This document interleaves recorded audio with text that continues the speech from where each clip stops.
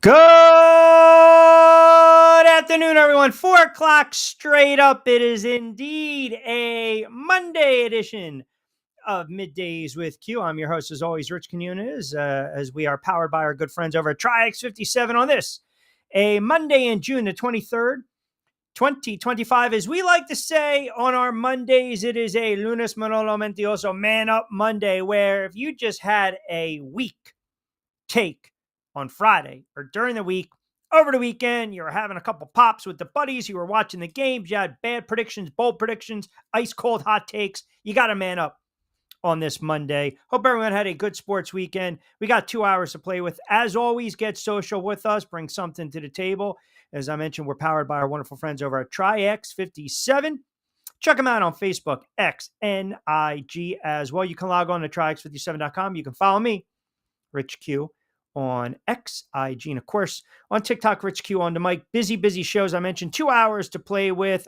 We will get into the NBA. We will go heavy to start the show on the NBA. Little mixed bag with baseball. We will dive into that as well. And we'll talk a little soccer. We'll get into the Gold Cup. Larry Henry from The Athletic's going to join us around 5:05. But we have to start this Monday with the NBA Finals. And whether you believe that the NBA Finals was a snooze fest or not, the bottom line is it went 7 games. And look, this is where we're at right now. I mean, think about this. OKC is probably a team that had no business losing a game 7 at home last night. And I thought if they were going to lose it, it would have been an absolute epic collapse. And they didn't. They were able to pull away in the third and then eventually in the fourth. Now, last night's game, mind you, was marred with the fact that Tyrese Halliburton, who was playing well early on, went down early, about 7 minutes in the contest. We learned today, horrible break, tears his ACL for the Indiana Pacers. It really does affect 2025, 2026 when you start to look at the betting odds in the Eastern Conference. But we'll get into that in a moment as well. And yes, obviously, I'll give you my thoughts on Durant and his legacy getting traded one more time, Kevin Durant, a.k.a. the front runner. But last night, to me, once Halliburton went down, I felt like Indiana, believe it or not, was going to play a little more loose. And Perkins made a great thought at the half, talking about Indiana now. Listen, if you're OKC, you realize that Indiana lost their heart and soul, their heartbeat in Halliburton.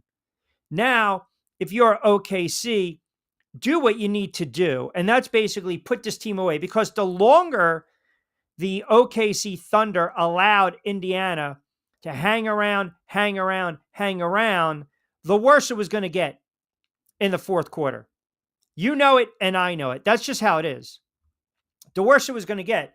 So you had a perfect example last night, again, of a team in OKC that you've got the face of the franchise, you've got the best player in the game in SGA, which obviously they won game 7, and he's the MVP.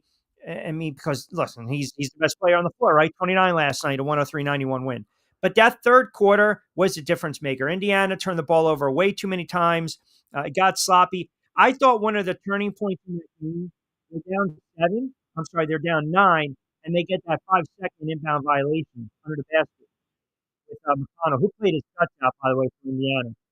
Now you're looking at potentially 7. OKC goes to the other end of the floor. They score 11. They get a bucket to make it 11, and then they get a steal, and then boom, you blink, and it's a 15-point lead, and they never relinquish that lead last night. Again, in the 12-point win, they covered the number. We said there was no way they were going to lose game 7 on the road on Friday's edition of the Days with Q. Or I should say there was no way they were going to lose game 7 at home. And they didn't.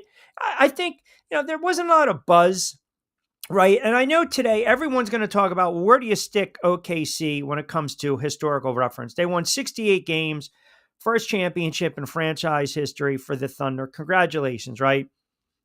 But last night, if Halliburton, this is the dicey game we play. If Halliburton doesn't go down last night, is it a different story? Is it a different outcome? I don't believe it is. I don't. I really don't. I think OKC was just a better team. I think they took the Indiana Pacers lightly. I think that this series shouldn't have gone 7 games. And now, because Halliburton, we learned that he tears his ACL, and listen, that's brutal for the kid. He had a remarkable playoff run. He had a remarkable playoff run with the clutch buckets and the scoring and the just crazy clutch shots and all the assists. And you feel bad for the kid. It's really hard for me to say on a Monday that he shouldn't have been out there. And the reason I'm bringing this up is because this is your perfect, Monday morning quarterbacking. This is what I've already read and I've already heard and I've seen. And I don't think it's fair to Tyrese Halliburton. And I don't think it's really fair if you sit there and say, well, the Indiana Pacers did this kid wrong. He shouldn't have been out there. Look, he was in a no-win situation. Tyrese Halliburton was in a no-win situation. If Tyrese Halliburton doesn't play a game 7, what are we doing today?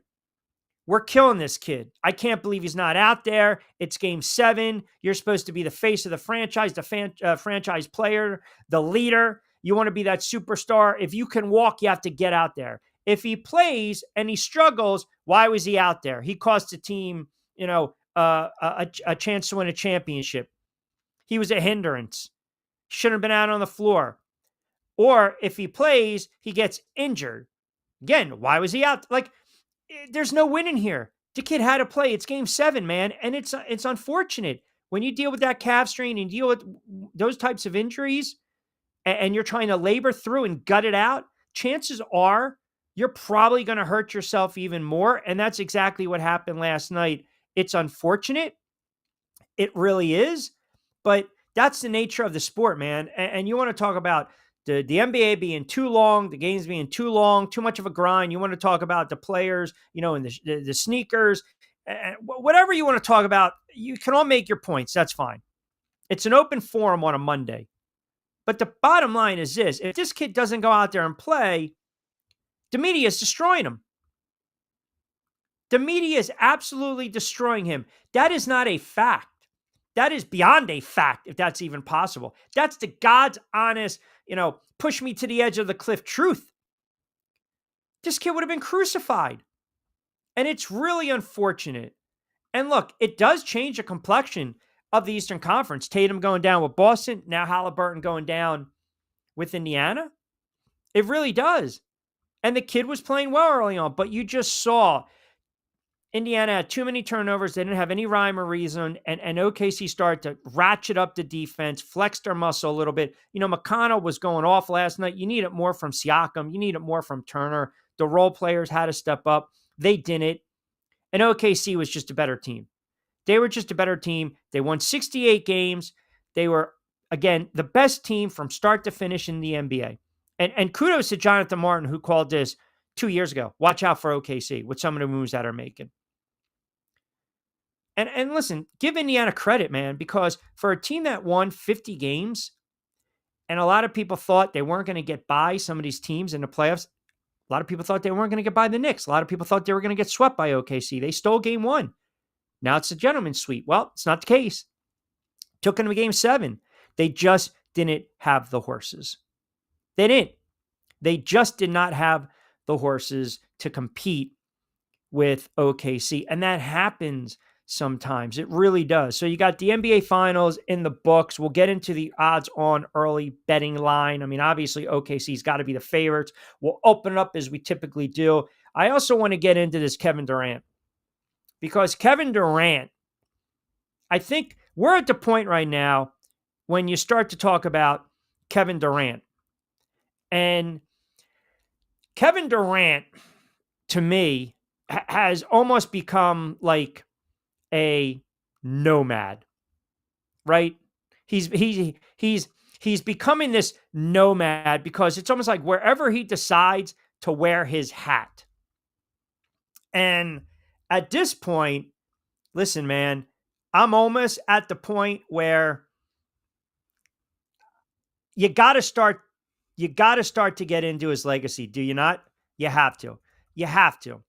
You have to start getting into his legacy because he is just a guy that is a front runner. He really is. He really is. At the end of the day, he's a front runner. I mean, Kevin Durant, if you think about it, it's one of these situations where every team has tried to make it work with Kevin Durant. Every team, every stop, it seems as though they've tried to appease Kevin Durant everywhere. And when it doesn't work out, Kevin Durant wants to bolt. Kevin Durant wants to force the hand. Kevin Durant wants out. Kevin Durant is an all-time great, but Kevin Durant is a selfish player. He is a flat out selfish player. Kevin Durant does not care about you. He doesn't care about his teammates. It's about Kevin Durant. What's my best shot? What's my best chance to get another ring, right? If I can't join him, if I can't beat him, I got to join him.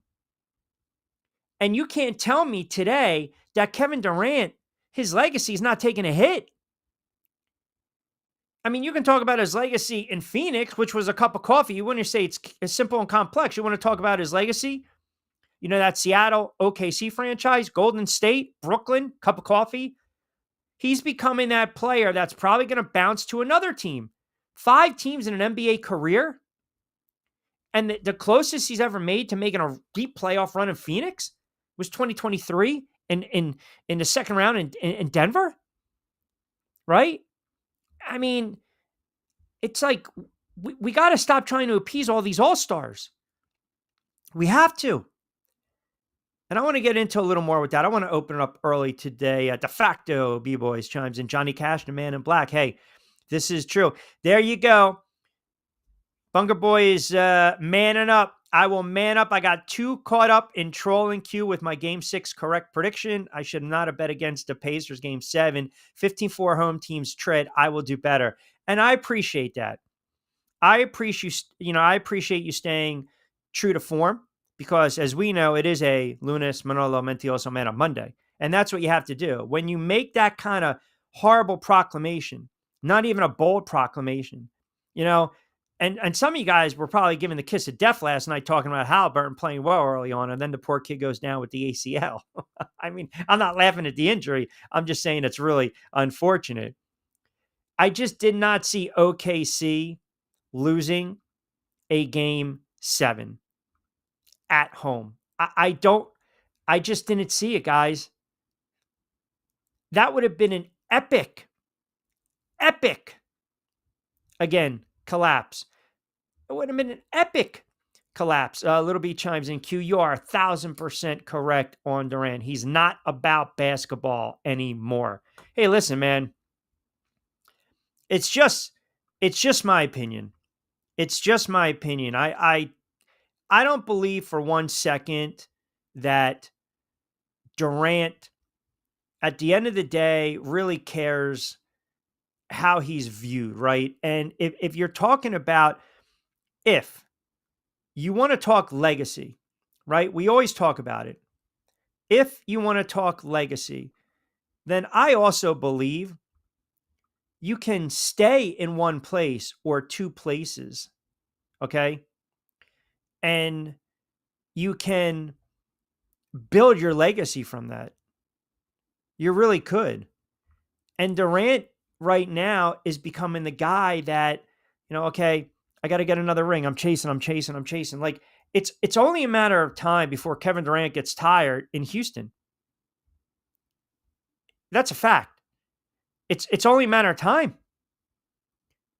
Because that's who he is. And unfortunately, this is where we're at in sports. And this is kind of where we're at in basketball. Guys will chase. And it was a haul. I mean, think about it. The Rockets trade for Durant, okay? And I'll get you the deals of it, but you're putting all your eggs once again, all your eggs in this, Durant deal. And you're thinking, okay, now you got to change the complexion of the Houston Conference, the Western Conference, if you're the Houston Rockets. A team that won 52 games, mind you. A team that won 52 games. So it's like, you want to sit there and say, this guy at his age, he's still averaging 26, 27. No doubt. No doubt. Can he be productive? Yes. Was it a good trade? Of course, because you got a future Hall of Famer. But how long do you sit there and say, all right, we're going to leave this window of opportunity open? Because sometimes it gets shut so fast. So once again, you're making this big, big move and you're banking on this one player to what? Be fully engaged? Right? I mean, think about it. I'm not going to tell you he can't play anymore. Of course, he can play. He plays at a high level. It's a blockbuster deal, man. You send Durant to the Rockets, Jalen Green, Dylan Brooks, the number 10 pick in this year's draft, 5 second-round picks. That's a haul for Phoenix. But you're also, if you're the Houston Rockets, you're getting a 36-year-old player who's not getting any younger. Now, is he still playing at a high level? Yes, but it's the risk to reward. That's all I'm saying. The risk to reward. Because I feel as though this guy is never, ever happy, ever. And I feel he's only happy when he's miserable. Halliburton was on the verge of taking over. He was. He was. Corporate Kevin Durant, all about the money and himself. Listen, how do you argue that? He just I can't for the life of me. I cannot for the life of me. Sometimes the player is really great, and sometimes they're not worth the headache. They're not. As great as they are, they're not worth the headache. Scott chimes in, Q, the spread always favored the Thunder, and Durant makes Houston the second best odds for the title. I don't buy it, maybe. Um, I'm wrong if he stays healthy. So 2 things. Yes, every game, the Thunder were favored in the series. We talked about we did see, Scott, the line, uh, drop a little bit, right? As it closed, it was kinda going down a little bit, catch it at 6, 6.5, then 5.5. But to your second point, which is a valid point, I'm not buying it either. I'm not. You can look at the betting odds, you can look at the spreads, you can look at the lines, you can look at now in the Eastern Conference, some of these injuries with Tatum, with Boston, Halliburton, with Indiana. It should make my Knicks the clear-cut favorite in the Eastern Conference. It really should. Um, but ultimately, I can't sit here and tell you guys on what Monday, 24 hours after the NBA Finals, that the Houston Rockets are instant contenders. Like, I need to see it play out, man. Guys get hurt. Look what happened to Durant when he was in Brooklyn. It happens, man. And I'm not wishing injury upon anyone, but you got to let it play out. That's number one, right? You got to let it play out. The Thunder are going to sit probably around plus 215, 220.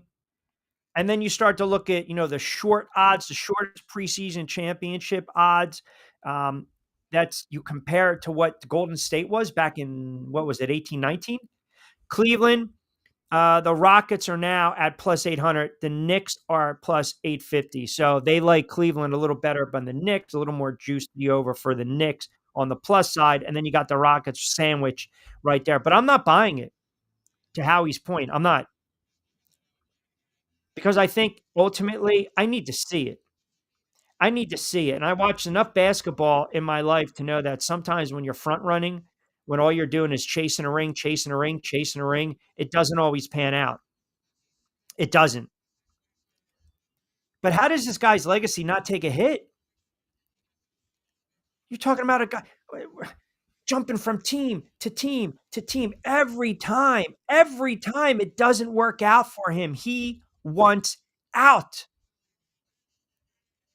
He wants out no matter what. Like, after a while, I'm saying to myself, I don't want to deal with this guy.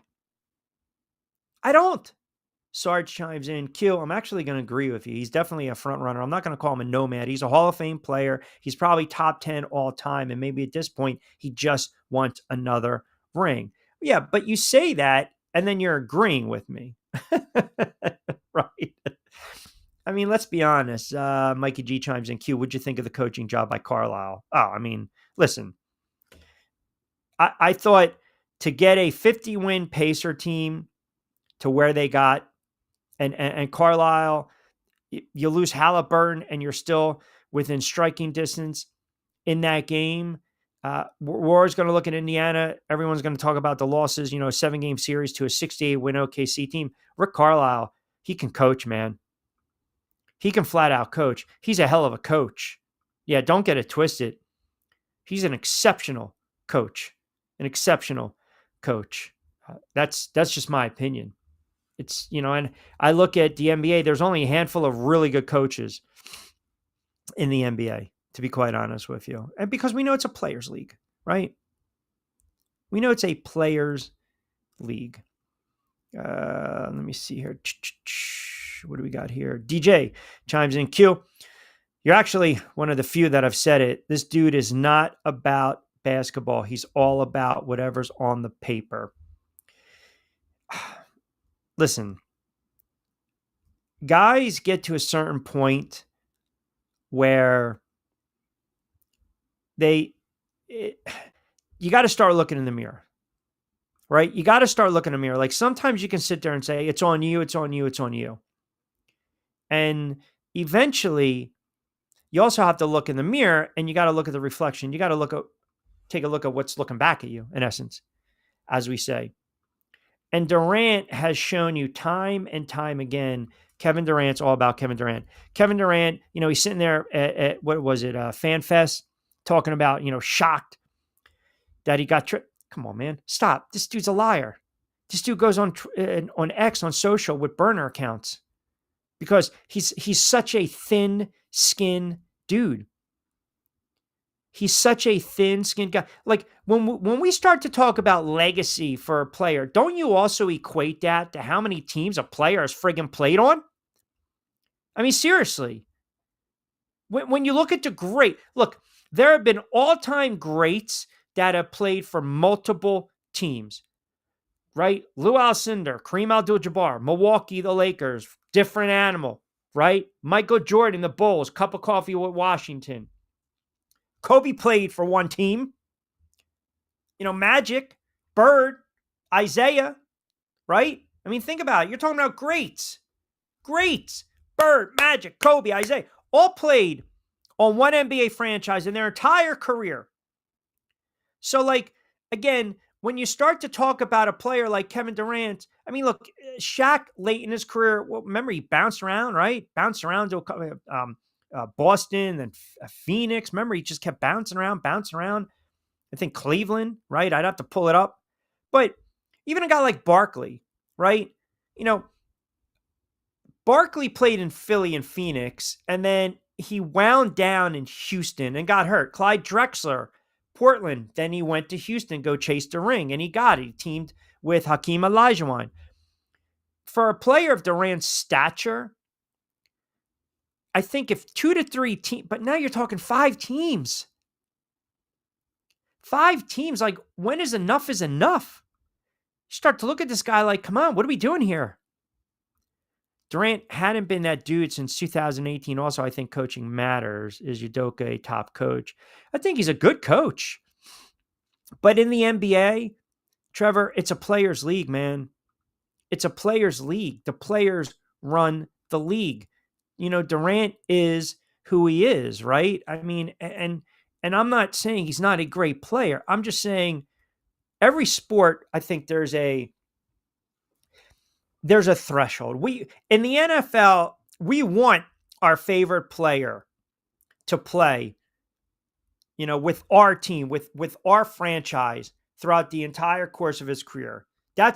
We want that. That's when you say, man, that's a legacy guy. That is a legacy player. It would have been a bitter pill for me to swallow if Sims decided to sign with Cleveland or the Cardinals back in the day. Right? I wanted Eli to be a Giant, to play with the Giants, right? Jeter, a Yankee, Bernie Williams, a Yankee. You want the all-time greats. It pained me when Patrick Ewing went to Seattle and then Orlando. I wanted him to be a Knick. So I understand. the reality of all that. And I get it. It's not realistic to think that at times. But I will say this. If you want to be adored and admired by your peers, sometimes you stay in one place and you try to win there. And I don't think that's asking too much. I mean, Kevin Durant decided, I can't beat these guys, so let me jump to Golden State. Then he had a cup of coffee with Brooklyn. Then he goes to Phoenix. So I'm going to keep appeasing you, and trying to build around you, and then you're bolting. And that's not good with sports, right? It's you look at the cup of coffee with the Nets and the Suns, and I think it hurts his legacy. I think it hurts his legacy. It's just my opinion, man. It's my opinion. And Kevin Durant doesn't care. And that's the problem. He doesn't care. He just doesn't. And you can sit there and say, under the microscope, 100%, look at Brooklyn, Phoenix as situations that didn't work out. Okay, fine. But then go back early in your career and then Golden State, like front runner. TJ chimes in, Q, I'm not going to say he's a front runner. I'm not going to say it hurt his legacy. You can't be an all-time great and then diminish someone's legacy. You can. Look, this guy is still at his worst, probably one of the best 20 to 25 players in basketball. And at best, he can be top 10 to 15, right? But he's 37. And the problem is, he's going to want a contract extension. He's looking to get paid, which tells me it's just not going to be the last stop. It's just not. And that's the problem I have, because eventually you got to sit there and say, the money be damned. I want to win. I want to build something. And I understand it's not where we're at in sports. It's not. And this is not the old man on the porch. I'm not shouting. I'm telling you that if I'm going to take this dude serious, then, stop jumping from team to team to team. And I understand, back in the day, guys get released, vets, and they have to latch on, right? I'm sure it was painful for people to see Joe Namath in a Rams uniform, or Franco Harris, if you're a Steelers fan, in a Seattle Seahawks uniform, right? LaDainian Tomlinson, Chargers, then the Jets, Wayne Gretzky. We talk, do you guys even remember Wayne Gretzky played for the St. Louis Blues? Maybe you didn't. And maybe you're saying, hey, well, you're making your own point, Keel. No, I'm not. I'm saying that if Durant would have stuck in OKC or Golden State and just tried to win in Brooklyn, then I'm telling you, again, he's viewed differently. And I even go a step further. When you start to wear like a bunch of different jerseys, Shaq played in Orlando, was dominant, won rings in Los Angeles, went down the South Beach. There you go. Won a ring, right? If you think about it, if Shaq would have just kind of stayed where he was at, right? Just stayed where he was at, then I think we say, okay, man, here's a guy that talk about the legacy intact. But everyone knows that it was all about the run with the Lakers. And then obviously he had to win with Miami. And that should have been it. But you remember sometimes these guys in all these other different uniforms, right? He's always been around talent. They call it LeBron a lot. He does it too. LeBron, the same thing. Yeah, you're right. I mean, you can't sit there, right? Because LeBron's bounce. The same thing. That's a fair point. It's an absolutely fair point. Durant couldn't get a ring with that stacked roster in Brooklyn. He's not past his prime because he's averaging 27 a game. He's getting older. And remember, Brooklyn, that was just a debacle. That was when Durant signed with Brooklyn, they kind of knew they were also getting a player that was not 100% at the time. Remember, because he was banged up. 2018-19 season ended. He suffered the Achilles injury in the NBA Finals with the Golden State Warriors. He signed that deal with Brooklyn in 2019. He missed the entire 2019-20 season. So you just kind of knew. That, maybe he wasn't going to be the same player. But again, great players bounced around. But if we're going to talk about building your legacy, right, defining your career, or having that career-defining layover, that career-defining stop, one or two places, man, You start to get to 3 to 4 to 5, then your legacy takes a hit. Then you're just a compiler. You're a guy that's just basically, yearly Reynolds from time to time, a year here, a year there. And we're allowed to question that. We're allowed to question that. All right, 30 past 4 o'clock hour, just cranking up on a Monday edition of Middays with Q, powered by our wonderful friends over at TriX57.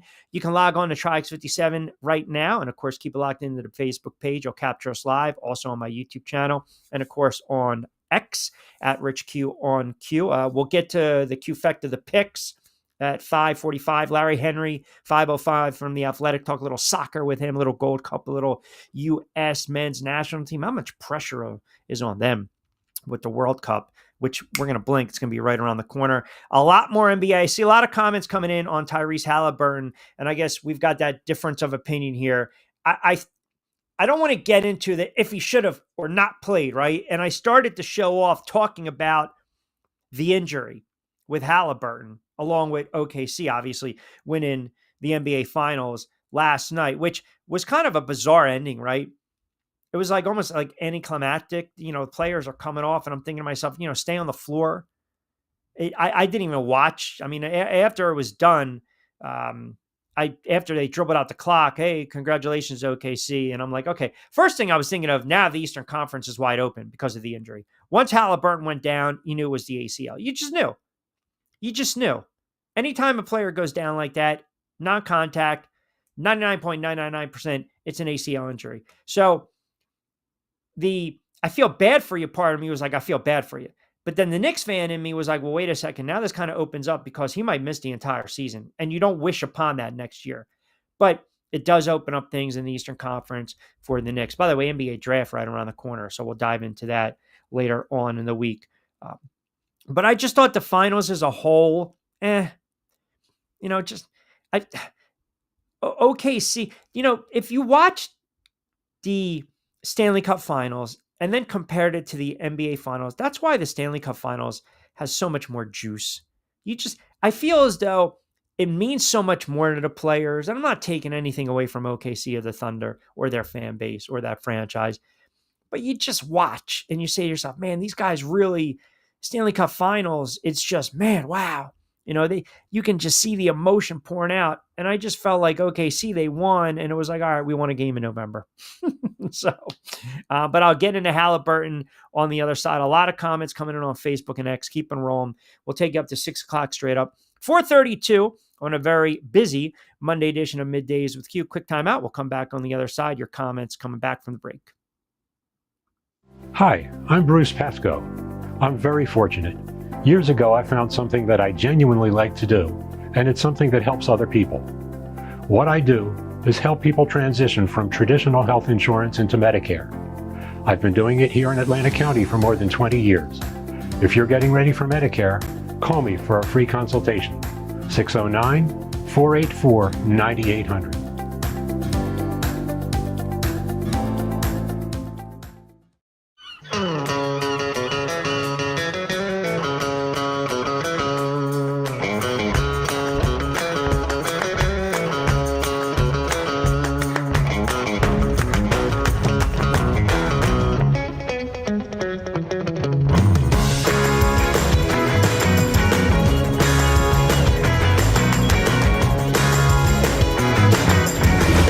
What the Down Beach Seafood Fest is all about. It's about community, it's about friends, it's about culture, right? The food culture in Atlantic County is rich.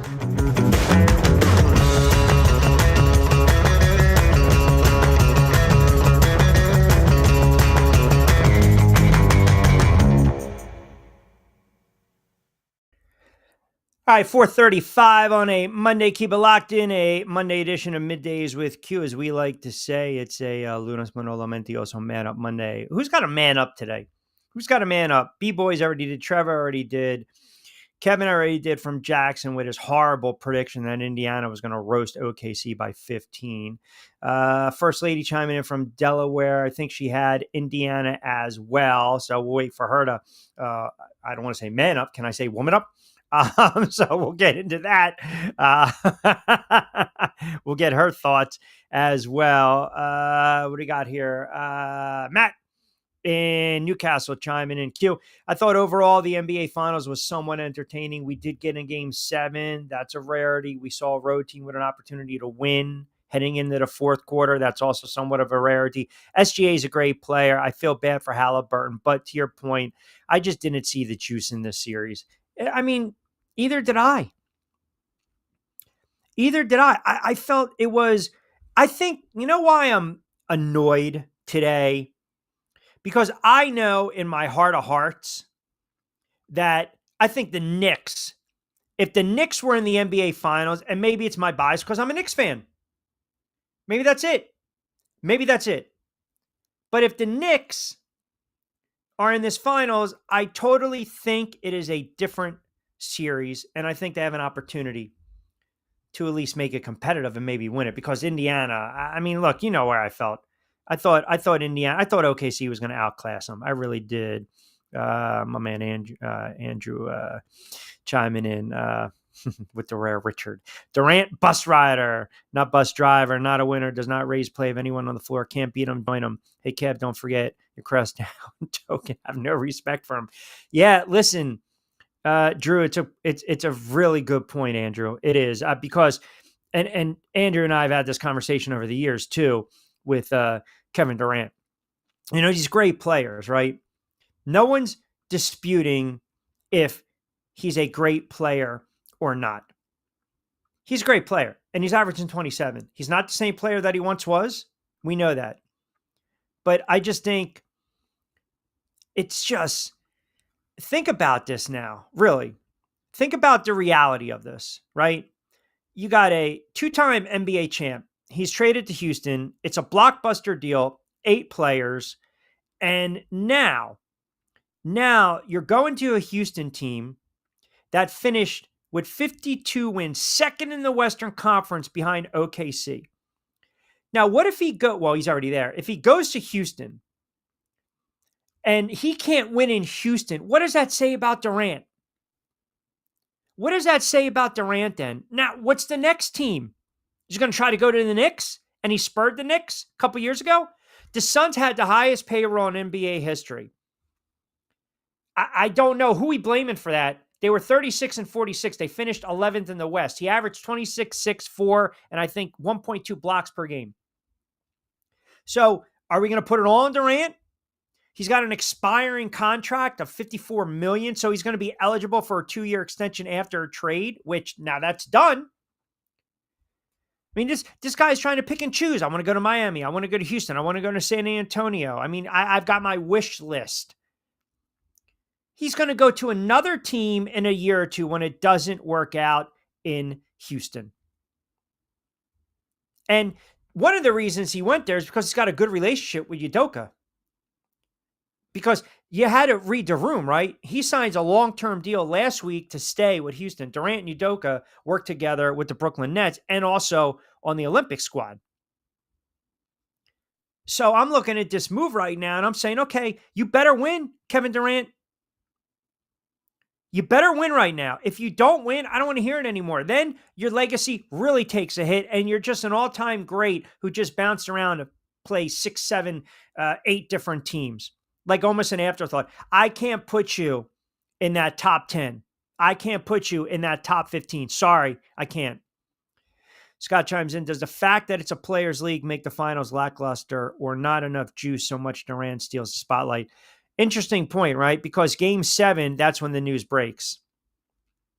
It is a players' league, and I felt that this finals, I don't know. Look, we watch these games, right? Whether you bet on the games, whether you're a fan of either franchise, which we don't get a lot of Pacers and Thunders fans chiming in. Sorry, we just don't, not in this market. But as Hoops fans, we are watching it because we wanted to see something compelling. And after Game 1, Scott, I thought maybe it was going to be that gentleman's sweep. We talked about it, right? 4, forget about the sweep. Now it's 5 games, maybe 6. I thought OKC took Indiana lightly. I really did. OKC is a very immature team. Last night, there were moments in the game where you're up 14, 15, 16 points and they're chucking up threes with under 6 to go. Like, milk the clock a little bit. You get a rebound, it's knocked back out, and then they take a three-point shot. They're not even trying to, like, milk the shot clock a little bit. Like, don't give Indiana any opportunities. Just hang around, hang around, and hang around. And they did. Sometimes you gotta pull the ball back. You gotta take it beyond the perimeter, right? Sometimes, you know, get your guards to do what they do. Penetrate and kick and go inside. You don't need to settle for all these jump shots when you're up like that. But that's just their style. That's who they are. But it also showed me lack maturity. And who knows if Indiana is I don't know, say that's Boston. Maybe they're not doing that. And SGA played well. He deserved to be the MVP. He was very consistent in the series. Closeout game at home, game 7 to win a title, 29 points. You can't ask for more from your best player. You can't. Siakam had an off night for Indiana. He needed to lead them when Halliburton went down. Turner didn't do anything. Turner was horrible last night. He was a defensive liability. He had turnovers. He was minus 12 on the floor. Nemhart played, got some, like I call like late filler buckets, if you will. Obviously, Halliburton goes down 7 minutes in the contest. McConnell played really well. I felt for TJ. He played really well. I mean, he had that stretch. They couldn't stop him. They couldn't guard him. That offense was running a little different with Halliburton not on the floor. But where Indiana lost that game is when they had those bad turnovers in the third quarter. They had 21 for the game in total. And they had them at the most inopportune times. And I thought that one violation, that turns a potential 7-point game into an 11-point game, and then OKC hit a 3, and then they got a steal, and then they're up by 15. Like, that was a momentum changer, and that was based off transitional buckets because of the turnovers for Indiana. Like, that's one of the difference. You cannot turn the ball over. In a game 7 at home, OKC had 7 turnovers. That's how you win championships. That's how you win championships. You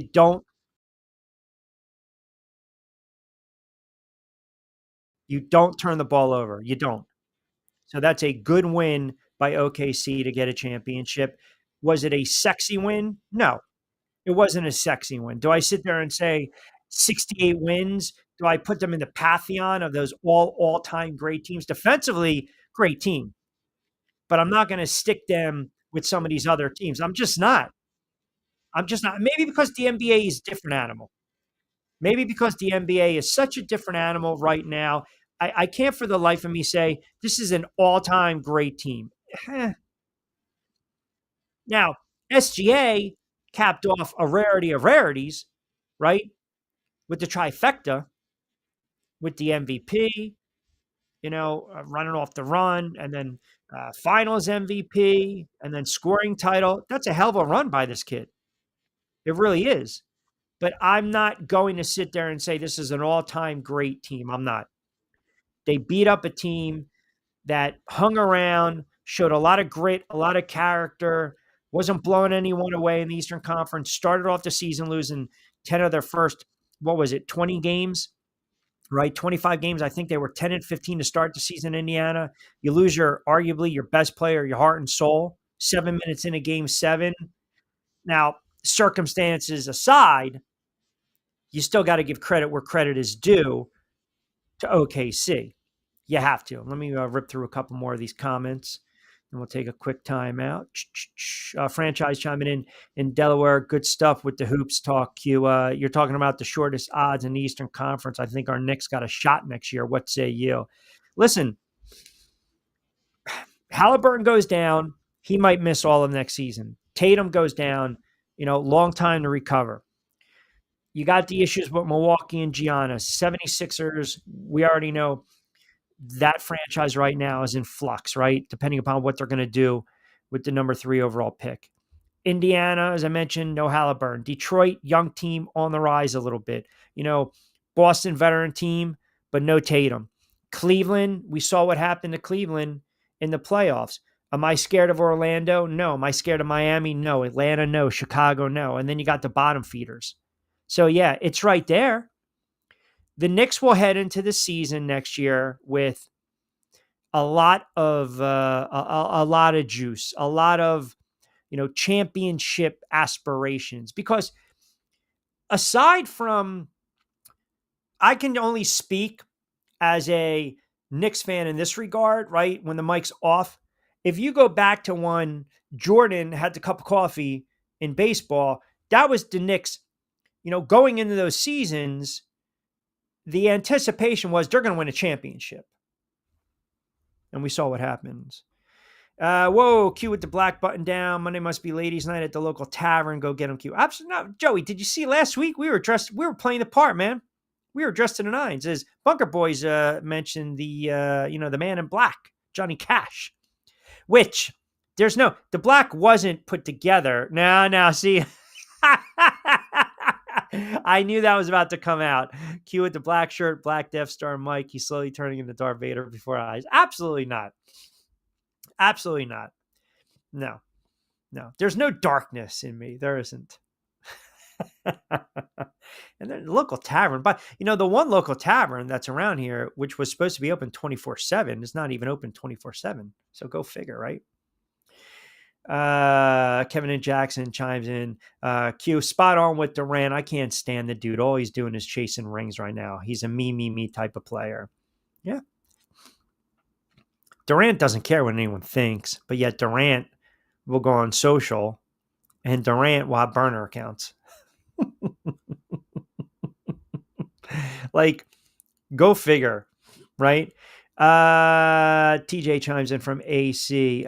Q, I know you mentioned this before, but I'm not going to sit here on Monday morning quarterback with you and talk about Halliburton. Halliburton needed to be out on the floor. It's a game 7. If you're the superstar, if you're the leader, get on the floor and produce, which he was before he went down. It's just unfortunate.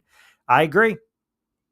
I'm just kind of regurgitating the thoughts that I was hearing this morning. And again, original thoughts, but everyone now believes, oh man, I can't believe Halliburton was out there.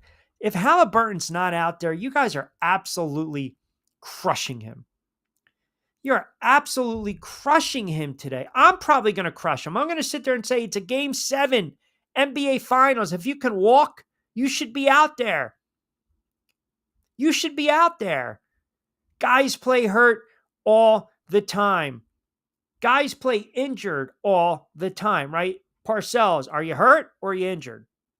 If you're hurt, get out there. If you're injured, that's one thing. It's just unfortunate.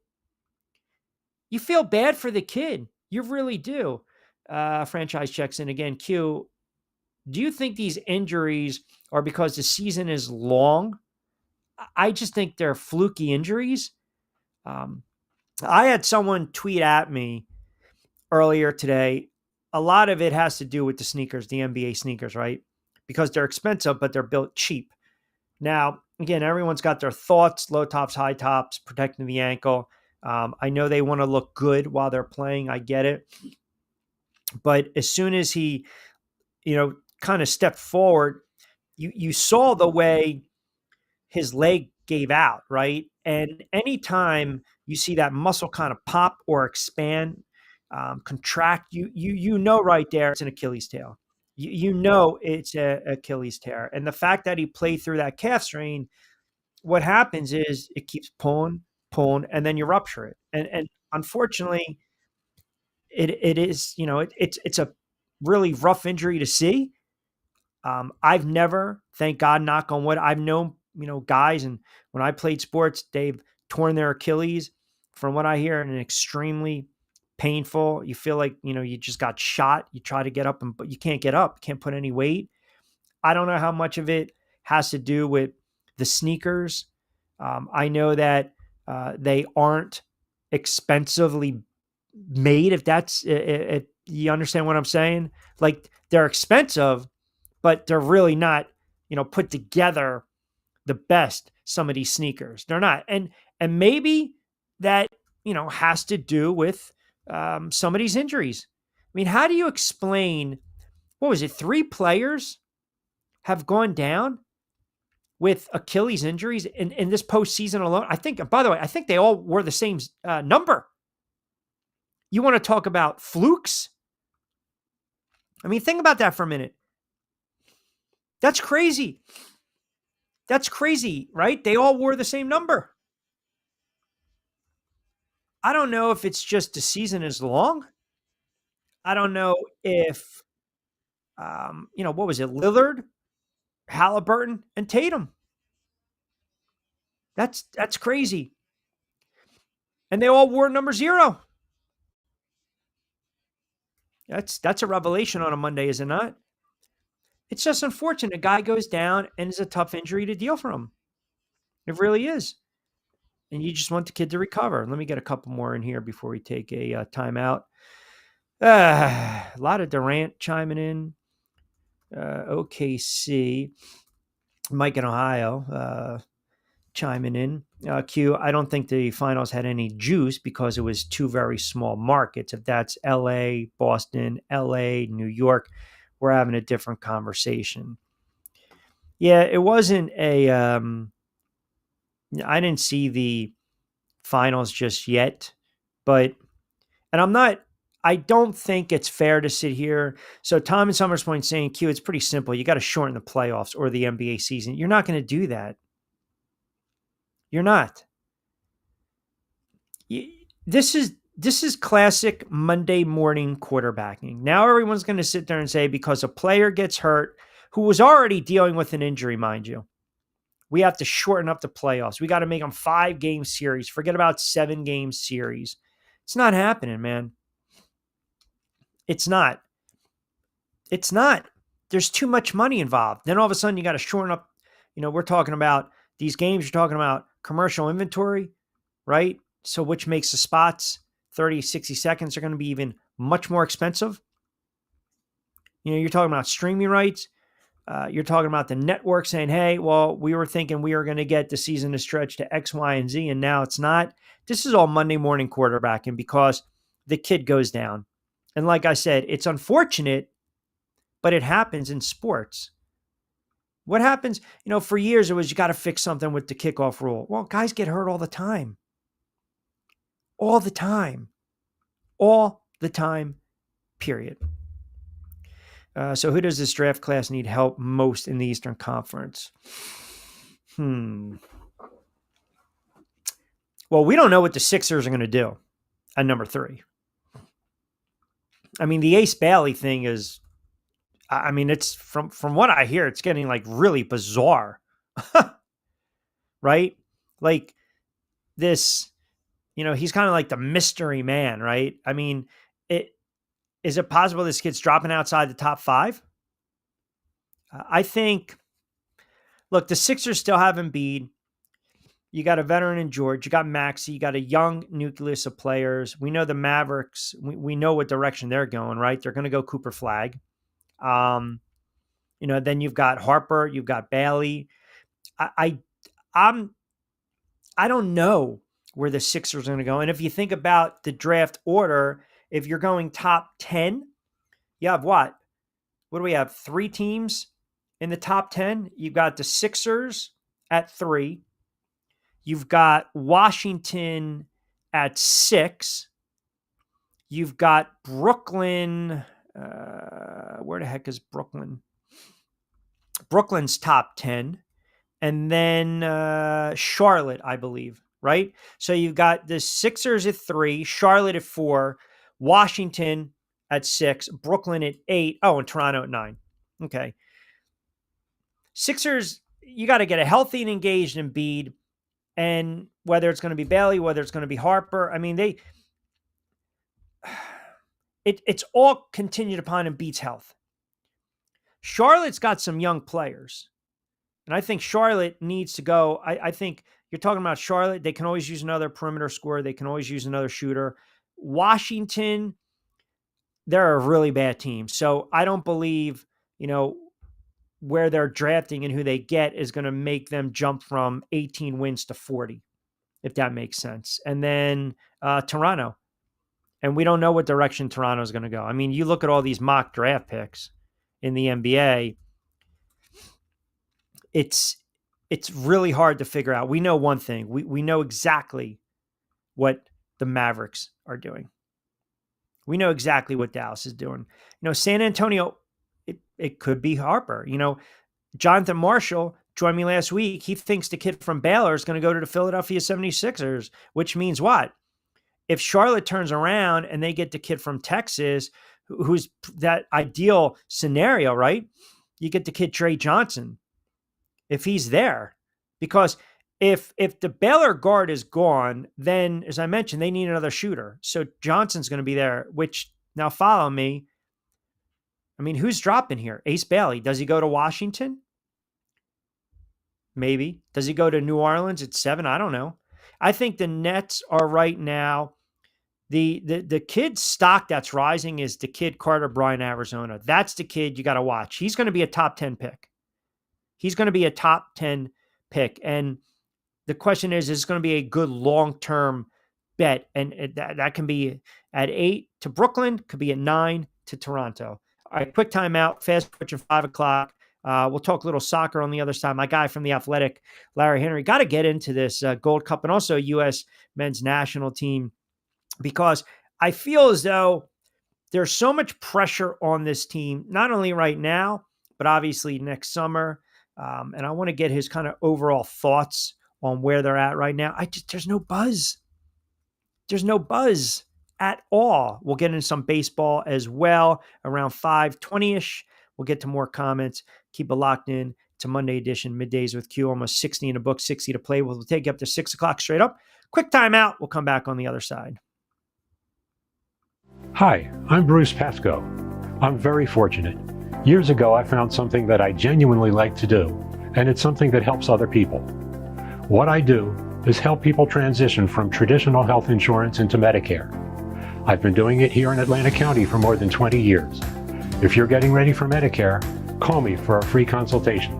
609-484-9800.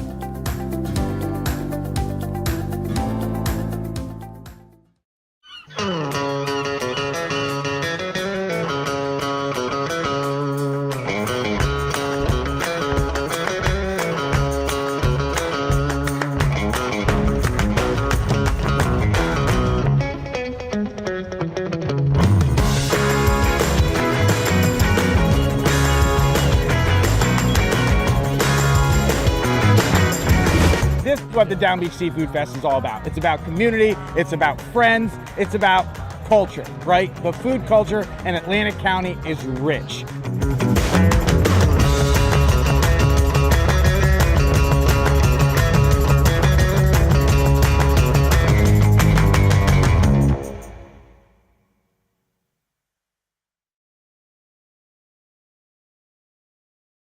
All right, 5 o'clock straight up on a Monday edition, Middays with Q. Rich Quiñones here. We will take you up to 6 o'clock straight up. A lot of comments coming in on X and Facebook. I want to try to rip through these, so you guys bear with me for a moment. What do we got here? Ducks fan 16 chiming in. Q, I'm not going to start to sit here and say that guys that are Hall of Fame players or legacies take a hit. How many players have we seen wear 4 or 5 uniforms throughout the course of their career? Yes. Again, I'm not arguing that fact. I'm not disputing that.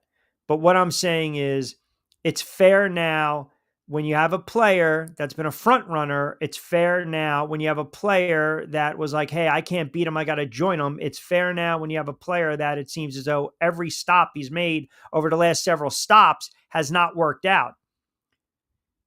Is that the player? Is it the stop? Is it the environment? Is it the way the team's been presently constructed? I mean, that's my point. Eventually, I mean, look, if you're talking about guys in the NFL that are chasing rings, that's different. Guys are chasing rings sometimes. You rarely see Hall of Fame quarterbacks wear 3, 4, 5 different jerseys. You don't. Tom Brady, exception to the rule. Peyton Manning, exceptions to the rule, right? You know, Brett Favre, late in his career, Jets doesn't work out, Minnesota, I'm just hanging on. Aaron Rodgers, Jets doesn't work out, Pittsburgh, I'm just hanging on. But we're going to know at the end of the day, we're going to sit there and say with those quarterbacks, Brady's a Patriot. Rodgers and Favre were Packers. You know, Peyton was a Colt. So that's even like Montana. You know, Montana still had some good football left. But he realized that he was not going to be the starter anymore. There's a difference in the NFL. Steve Young, he emerges. Montana goes to KC. It's totally different in the NFL. And in baseball, guys do it because they're compilers. They just maybe they want to turn around, they want to get that 3,000 hit, and they bounce around to a couple clubs. We see it. We see it all the time.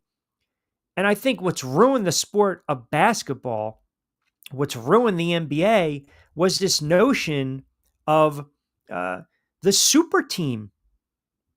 It's ruined it. It's absolutely this notion of, I got to go latch on. I got to go play where my friends are. It's I got to call these guys up and figure out how I can get one more ring. It's ruined everything. It really has. Man, back in the 70s, 80s, 90s, I'm sorry, these guys are not calling up each other and they're saying, hey, come play with us. They're not. They're not doing that. They're not. Jordan wasn't calling up Isaiah. Bird wasn't calling up Jordan. Bird wasn't calling up Isaiah.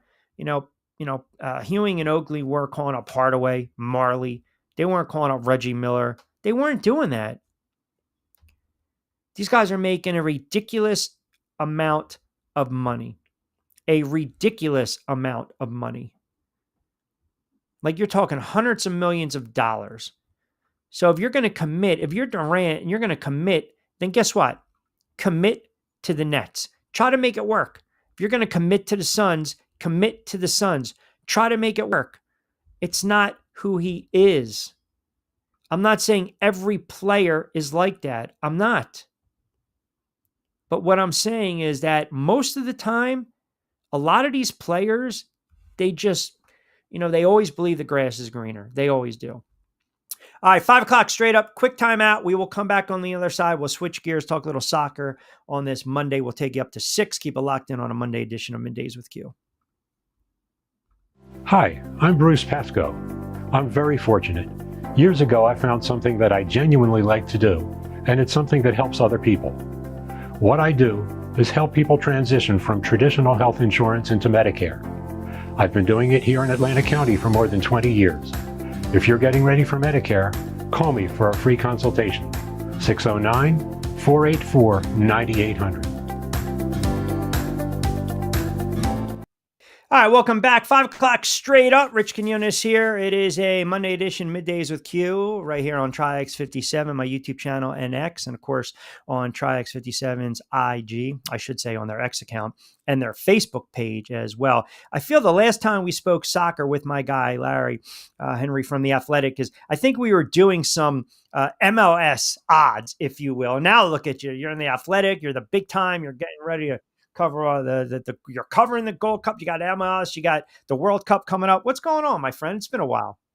Hey, Rich. Thanks a lot for having me, buddy. Good to see you.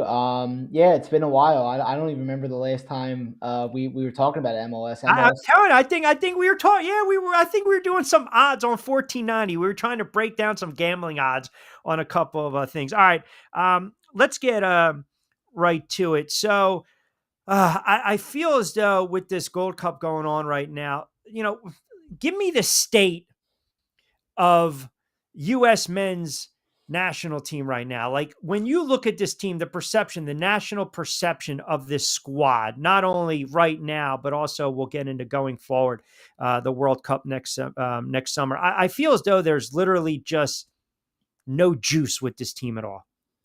No, I think you're right. I mean, I know the Gold Cup's going on right now, and they've advanced. They've topped the group. They're heading into the quarterfinals of the Gold Cup. But right now, I think it'd be more exciting if the World Cup wasn't in the U.S. and they'd have to go through a qualifying cycle and they'd have to play some competitive matches other than the Gold Cup. I mean, looking at it, this is the last competitive tournament they have until the World Cup opens up next summer on our shores in the U.S. and also in Mexico and Canada. So there's not a lot of time for this team to really there's no real hiccups for them. They have to kind of keep this winning train going, hopefully bring home the Gold Cup trophy, which is going to be tough.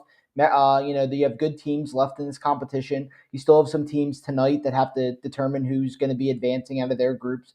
And then after that, they have, I think it's 4 to 5 international windows with just friendlies. And I mean, to be honest, it's hard to get up for friendly matches when you still have a lot of things that could change. A lot of guys could still make this roster. A lot of guys still have things to prove.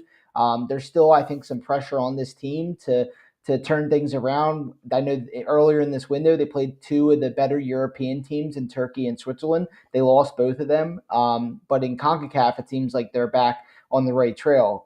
But things have to improve. Like you said, I think they need some juice right now. And overall, they have to know that anything but a deep run next summer, I think, is a failure for this program. You've been waiting for this opportunity to host the World Cup. That we're less than 365 days. That's going to be here before we know it, and that pressure, I think, is going to rise up again if this team doesn't perform well in the competition. Mexico drew a 0-0 with Costa Rica on Sunday night. Obviously, to win Group A, they'll play the Saudis in the quarters. United States beat Haiti to win Group D. I mean, it wasn't pretty. I mean, you can sit there and say you can kind of cap it off a perfect group stage. Okay, fine, you get the top honors Group D, but it wasn't.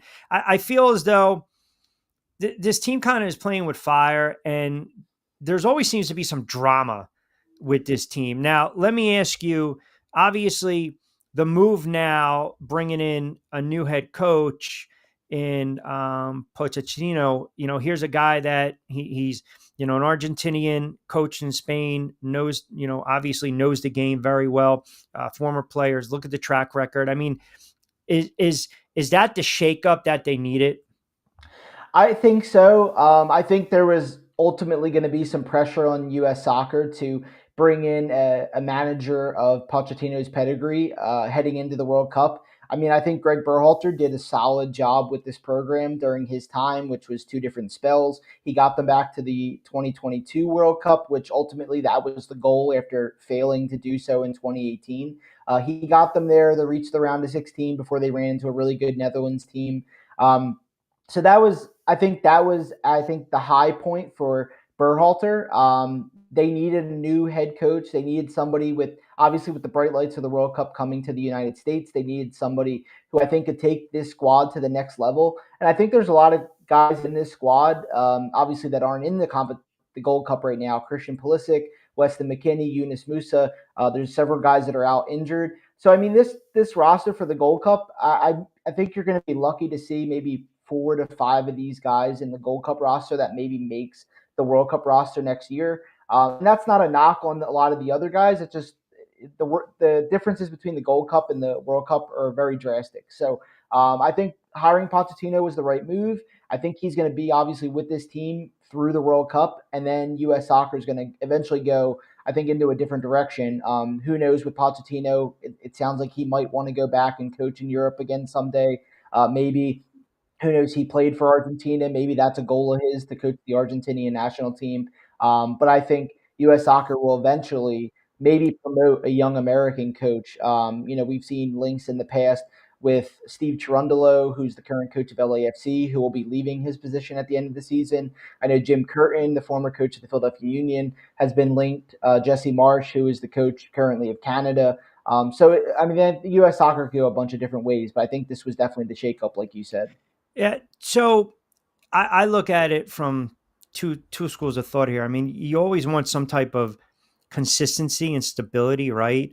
So like say they make a deep run here and all of a sudden the players are buying in, then we can make the argument, is a change really necessary, with the World Cup right around the corner, right? If that makes sense. I mean, you mentioned a couple names out there. What bothers me, it's the comment that you said. It's not the comment that bothers me, but it's the reality of it, right? So they had the friendlies against Switzerland and Turkey, 2 losses, combined score of 6-1 against 2 teams the U.S. needs to be better against, right? If they're talking about a deep run. If you can't get up for that, I think then that's an issue with the roster or the personalities. Yeah, I mean, like I said, I think this roster heading into the June camp was always going to look a little bit different because you have 3 guys right now who are currently at the FIFA Club World Cup: Weston McKennie, Tim Weah, and Gio Reyna. Those 3 are usually pretty locked for the U.S. squad every time they've been called in. Gio Reyna might be the only what if because he didn't really play that much with Borussia Dortmund through the season, and ultimately, if you're not playing a lot, you're not going to be getting called up. Christian Pulisic got basically a rest after his productive season with AC Milan. He played 50 games, which was the most he ever played in a club season. Do, He do wanted you agree? Not to cut you off, like, do you agree with Landon Donovan? He kind of ripped him for the commitment. For Yeah, lack of, it's hard to say, right? I mean, I think coming from Landon's point of view, I mean, he's obviously one of the best U.S. players to ever play, one of the best Americans. I think every situation's different. I mean, Christian Pulisic playing 50 games is a lot in all competitions, especially given his track record of when he was in England, he had several injuries, he couldn't stay fit. The Premier League schedule is just grueling as it is. So he played two really good seasons with AC Milan. I think he deserved a break, if that makes sense, just to kind of save him for the long term. However, I didn't fully agree with Pulisic's comments. I know he talked on CBS Sports. He had an interview and he talked about he offered to be part of those 2 June friendlies against Turkey and Switzerland, like you said.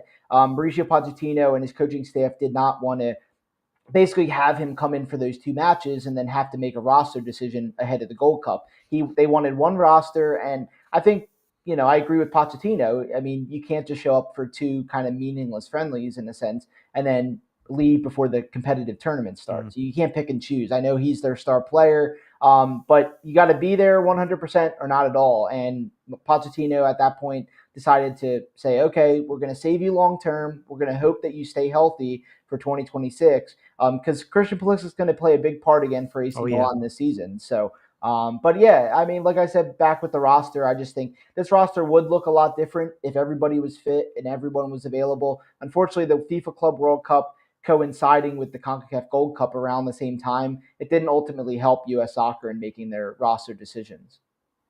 11 past 5 o'clock hour on the East Coast, Monday edition of Middays with Q. Rich Quiñones here. Larry Henry Jr. joining me. Give him a follow at lhenry019 on X, a live team reporter at The Athletic, managing editor, USMNT, insider at SBI Soccer as well. And also South Jersey native, Maple Shade, a little Rowan grad. So why not get him on the air for a couple moments as we are located at the Jersey Shore? When you say deep run, so what is, forget about the odds for a moment. Man, I feel like a deep run to me is, I don't know, man. We're spoiled by the women, right? Because they've dominated. So when you say deep run, how can we appease the U.S. soccer fan base? What kind of run are we talking here come World Cup time? Yeah, I think looking back at 2022, right, getting to the World Cup again after not making it in 2018 was a goal. They achieved that. They got out of a group that consisted of England, Wales, and Iran. They lost to the Netherlands in the round of 16, and I think now the step up for them is to at least make the quarterfinal round, maybe get into the semifinals. I know that could be a like kind of a big ask for this group. But this group has gotten better since 2022 in terms of the amount of talent that they have. They've had several, dual national players commit to the national team over other countries, like Malik Tillman, like some other Falarin Balogun.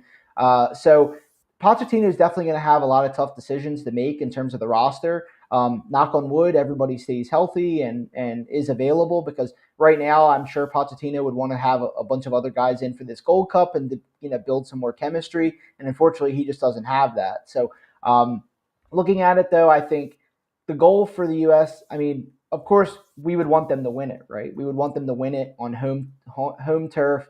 But the World Cup is just it's expanding. There's a lot more teams coming in. There's always the potential upsets, which seem to happen every year, every edition, excuse me. And I think getting to the quarterfinals, I think that has to be kind of the goal, right? And then anything after that, I think that's just a bonus for this group. But you never know what can happen, depending what their group looks like. If they can get everybody there fit, healthy, in good form, I mean, the sky's the limit for the amount of talent that they have on this roster.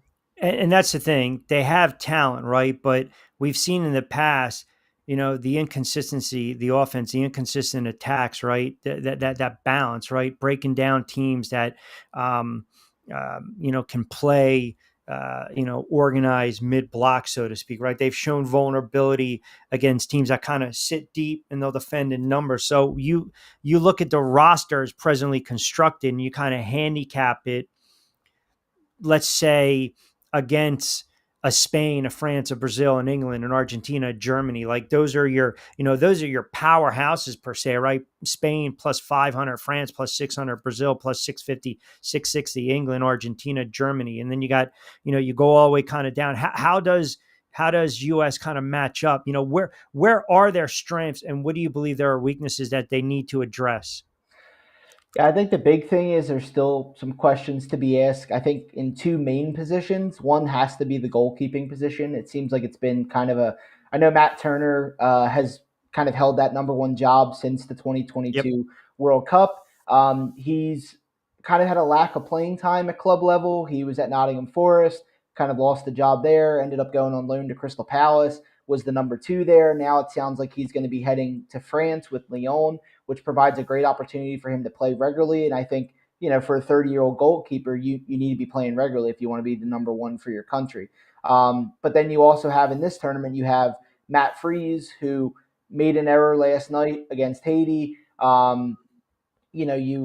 He hasn't really been tested all that much. He's a little bit older in terms Yep. of getting his debut. I think he's 26 when he received his debut this year. And then you have some younger goalkeepers, I think, in the mix. I mean, Zach Steffen's older, but Yep. he's coming back from injury. You have Patrick Schulte, Chris Brady, Gabriel Slonina. So that number one spot I think needs to be shored up and could look a lot different this time next year. The other position is the number 9 position at the striker position. Right now, Mauricio Pochettino doesn't have his number one options. Ricardo Pepi is out injured. Valerian Balogun's out injured. Haji Wright just left the camp with an injury. Josh Sargent wasn't called in for the summer window. He hasn't scored a goal for the U.S. in over 5 years. So Patrick Adjaman from Charlotte FC is kind of grabbed that number one role right now in the Gold Cup, and he's relishing with it. I know he's missed some opportunities, but he scored the winner last night against Haiti. He's got 2 goals in the competition. I think it's 5 goals in 10 appearances for the national team. So I think it's right now it might be his job to lose for the summer. And who knows who else we could still have kind of sneak into the mix. So I think those 2 spots is where Pochettino really needs to kind of determine and scout. I think the back line right now, they're pretty solid. You have Chris Richards, I think number 1 center back. You have Tim Ream partnering him. You have your number 1 left back and right back not in camp right now, just due to their seasons and coming back from injuries. The midfield, I think, overall is pretty strong. You don't have McKinney. You don't have Musa in camp. You have Tyler Adams, who I think is going to eventually be the captain going into the World Cup.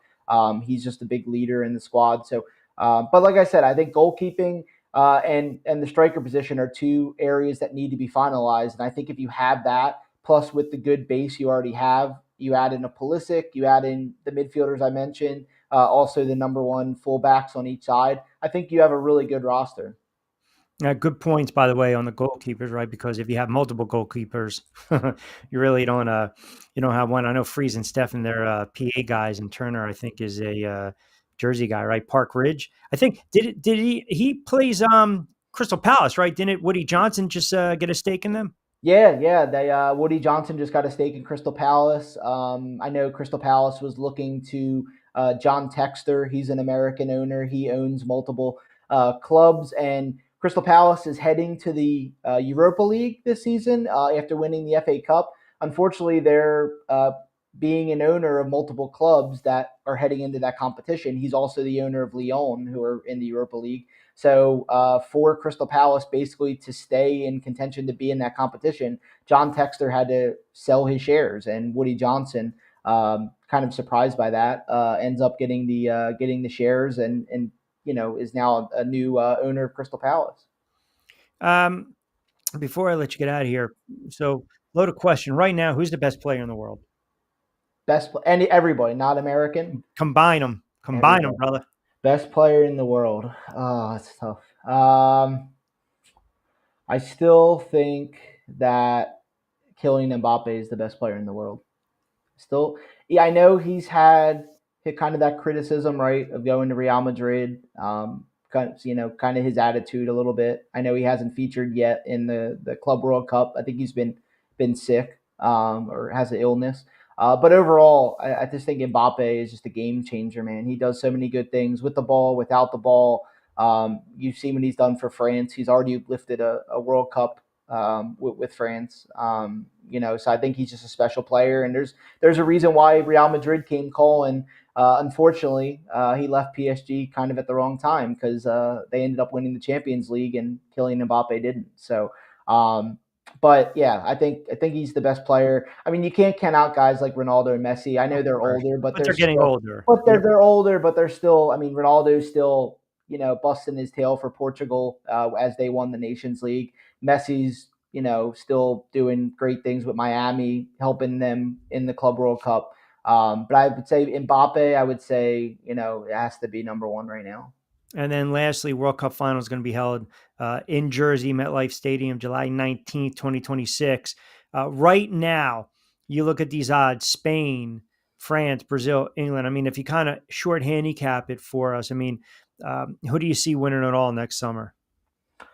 It's tough, man. There's so much can happen. I think out of those four, right now, I think England's going to win it. I I was going to say, really you do. can give me England, you can give me Yeah, Argentina. Sure. yeah, I think if you had to pick a final, obviously we don't know yet with the groups and everything. I would say the final would be I would say England and the Netherlands. I really like the Netherlands team, the squad they have right now. They've scored a bunch of goals in World Cup qualifying. They have a good head coach in Ronald Koeman. England, I think they've been bit in the butt in a lot of competitions over the last few years. I think this is the year, the World Cup, that they finally put it together. And I know things are looking a little dicey with Thomas Tuchel. I know they've had some kind of disappointing results in terms of World Cup qualifying and some friendlies, but I mean that team is just really good. They're really deep, and they have time to turn it around. And I mean, just in other sports, I mean, anybody can get hot. It's a tournament. Anybody can get hot at any time, and if you're riding that form, good things can happen. So I like England.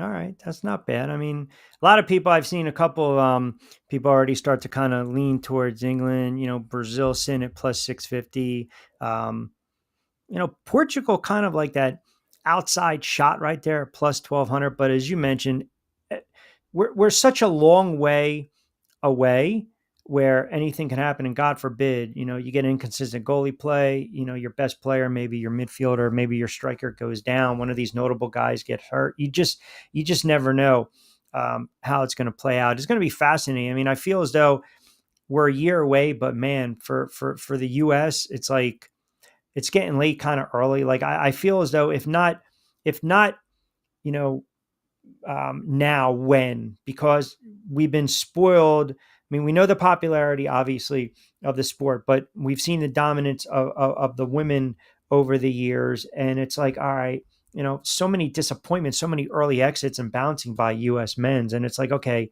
you know, you know, you almost got to revert back to, Mioli and Lawless, to just get a glimpse of, and Donovan and stuff like that, moons ago, where you're like, hey man, this is US men's national. This is the national team. This is soccer. But man, I'm telling you, I would love to see a very good showing by them, especially knowing that it's on our soil.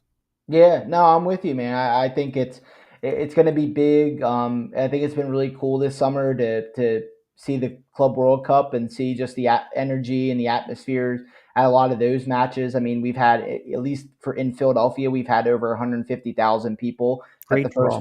the first four games. We still have four more, and we have Real Madrid coming up on Thursday, which I think is going to be the biggest draw of the of Philadelphia's involvement in the competition. So I think this is just a good dress rehearsal of what it's going to look like next summer with the national teams, coming over here. And I think, U.S. soccer and its players know that, there's not much time to really kind of get to your A game. You need to get there and get there quick. All right. Where can everyone follow you and follow your work? On Twitter /X at lhenry019, and then like you said earlier, over at the Athletic, and as well as SBI Soccer, we're covering a lot of U.S. soccer, USMNT, and the Americans that play here and abroad. All right. We have to get you more on frequently so we can start talking odds too. Yeah, man, let's go. I'm ready, baby. I'm ready. All right. Well, look, man, great to have you back on. Appreciate you jumping on for a couple moments, and we'll do it again soon, man. Thank you. Thanks a lot, Rich. Appreciate it, buddy. Got it, pal. There you have it. My guy, Larry Henry. How about that? South Jersey grad, man. South Jersey guy doing good, covering the sport, writing for The Athletic. That's fascinating stuff. Excellent stuff. Got a lot of comments coming in on soccer as well. We will dive into that. I want to take a quick time out. We'll reset the table. 5:25 on a Monday edition of Middays with Q from our wonderful friends over at TriX57. Don't forget, get social with us, TriX57.com on IG and also on X. By the way, I threw out the question of the day. I guess we got a lot of comments on Durant's legacy, tainted. I got a lot of comments coming in on that. I want to get into those comments as well. Keep it locked in. We'll take you up to 6. I see you guys, and we'll kind of filter through some of the soccer comments as well. Good stuff from Larry. He's very, very knowledgeable. Does a really good job covering the sport, and appreciate him making some time out of his busy schedule. Quick time out. We'll take you up to 6. Hi, I'm Bruce Pascoe. I'm very fortunate. Years ago, I found something that I genuinely like to do, and it's something that helps other people. What I do is help people transition from traditional health insurance into Medicare. I've been doing it here in Atlantic County for more than 20 years. If you're getting ready for Medicare, call me for a free consultation. 609-484-9800.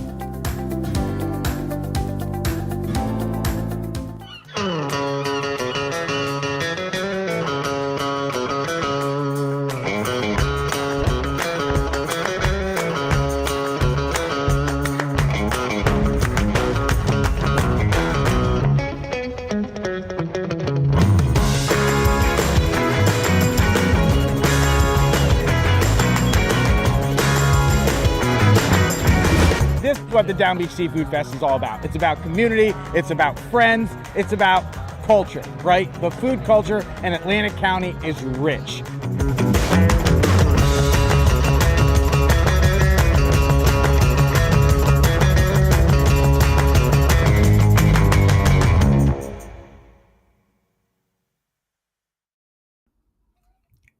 All right, 5:30 on a Monday. We'll open it up. A lot of comments coming in still on Durant, Halliburton, the finals, 0 buzz. Couple here on soccer. Well, good stuff from Larry Henry. Appreciate him, as I mentioned, jumping on board. Ball 316.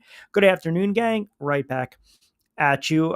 Sarge chiming right back in with the NBA Finals talk. Q, I heard you mention before in the 4 o'clock hour, the NHL Stanley Cup Finals had a lot more juice. I think it's because the players play with more pride than in the NBA. I can't, that's hard to kind of quantify or fathom. I really don't have an answer to that. I mean, I appreciate, again, the comment, but I just think, I felt last night, even though it was like anticlimactic, it was like one of these, oh yeah, we're about to win the finals. Here we go. It seemed like they were celebrating a regular season game in October, November, right?